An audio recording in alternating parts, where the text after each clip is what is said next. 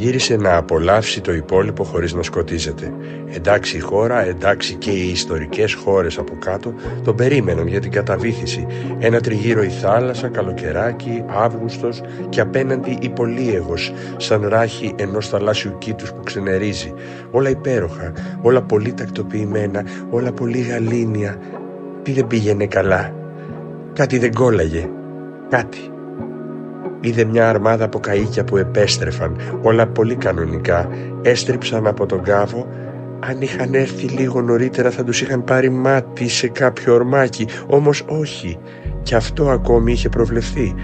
Από ποιον? Έρχονταν τώρα λοιπόν πλέοντας νοχελικά και αδιάφορα προς το λιμάνι. Τι δεν πήγαινε καλά? Τίποτα. Όλα οκ.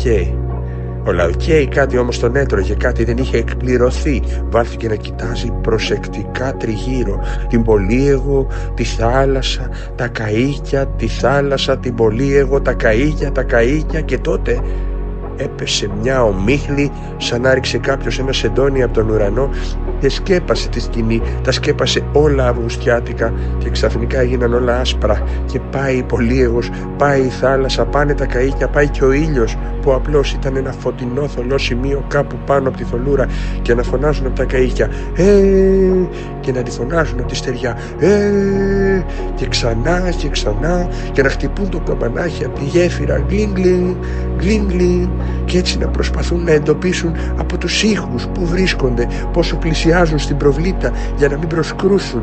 Πνίστε τι μου κύριε καλοκαιριάτικα, να έχει ξαναγίνει αυτό.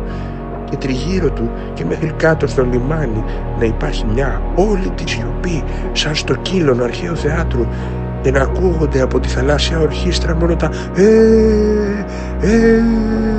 και να διατάζει ο κορυφαίος τα ανάποδα και δεξιά τιμόνι σαν να έρχεται ο Ορέστης ανέτοιμος για την πράξη την προορισμένη για αυτόν, σαν να του λείπει η αναλογία, η απαραίτητη με το τοπίο, την ώρα και τα γεγονότα, ολότελα ξένος. Πώς γίνεται οι άλλοι να ορίζουν τη μοίρα μας και εμείς να το δεχόμαστε, και πώς του ήρθε τώρα ο Ρίτσος?